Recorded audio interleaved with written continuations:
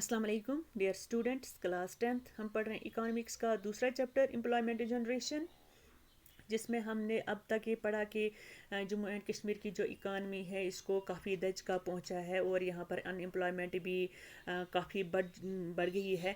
तो इस ज़माने में गवर्नमेंट बहुत सारे इनिशिएटिव्स उठा रही है ताकि यहाँ के जो बिगड़े हुए माशी हालात हैं उनको फिर से पटरी पर लाया जा सके और यहाँ पर जो बेरोज़गारी काफ़ी बढ़ गई है इसको ख़त्म किया जा सके। तो आज का जो हमारा टॉपिक है वो भी इसी से रिलेटेड है, initiatives towards government towards employment generation, यानी गवर्नमेंट कौन कौन से इकदाम उठा रही है ताकि यहाँ पर एम्प्लॉयमेंट जनरेट की जा सके। जैसा कि हमने ऑलरेडी पढ़ा है कि हमारा जो यहाँ जम्मू एंड कश्मीर में गवर्नमेंट सेक्टर है तो इसमें सिर्फ 17% यूथ ही एम्प्लॉयमेंट हासिल कर सकते हैं। तो ऐसे में जो रिमेनिंग है उनके लिए बहुत सारे एफर्ट्स और तमाम मुमकिन स्टेप्स उठाए जा रहे हैं ताकि यहाँ पर सेल्फ एम्प्लॉयमेंट क्रिएट की जा सके और प्राइवेट सेक्टर में भी एम्प्लॉयमेंट अपॉर्चुनिटीज़ यहाँ के यूथ के लिए क्रिएट की जा सके।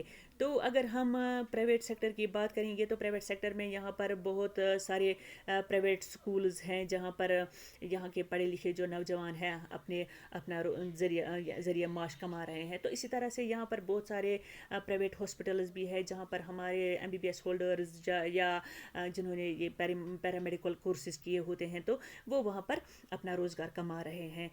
लेकिन इसके बावजूद भी बेरोज़गारी यहाँ पर बहुत ज़्यादा है। तो इस ज़माने में गवर्नमेंट भी बहुत सारे मेजर्स उठा रही है, इकदाम उठा रही है ताकि यहाँ पर जो नौजवान हैं वो खुद कफील हो जाए, यानी सेल्फ एम्प्लॉयमेंट हासिल कर सकें।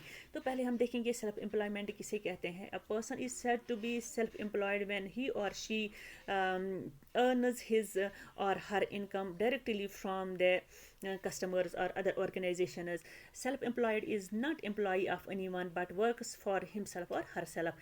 यानी ये जो सेल्फ एम्प्लॉयड हम उसे कहेंगे जिसका अपना कोई कारोबार होता है, चाहे छोटा हो या बड़ा हो, जहाँ से वो डायरेक्टली अपनी जो इनकम है वो हासिल करता है, यानी वो किसी का मातहत नहीं होता है, चाहे वो मर्द हो या औरत, जिसका अपना कारोबार हो जो किसी का मातहत ना हो तो उसे हम सेल्फ एम्प्लॉयड कहेंगे।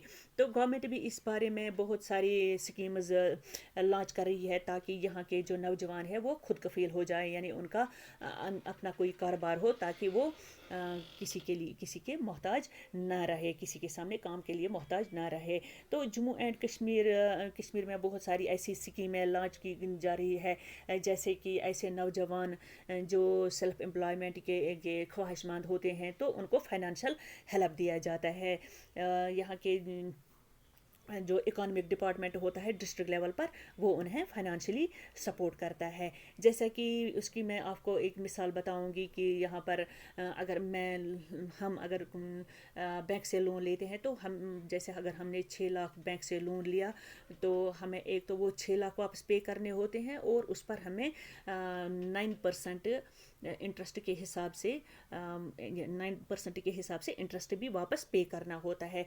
लेकिन अगर ये ऐसे नौजवान जो बेरोज़गार हैं और वो अपना रोज़गार कमाना चाहते हैं, अपना कोई काम शुरू करना चाहते हैं और वो khadi and village industrial loan हासिल करते हैं, यानी इंडस्ट्रियल लोन हासिल करते हैं, तो उस पर उन्हें कोई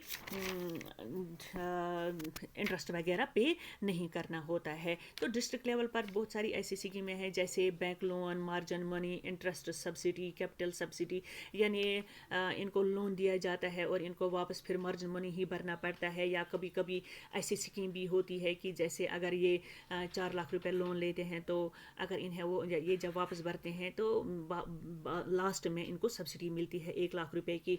जैसे कि अगर इन्होंने 4 लाख लोन लिया होता है तो इनको वापस 3 ही लाख भरने होते हैं। तो ये था आज का टॉपिक। इंशाल्लाह कल इस टॉपिक को हम आगे बढ़ाएंगे। तब तक के लिए अल्लाह हाफिज़।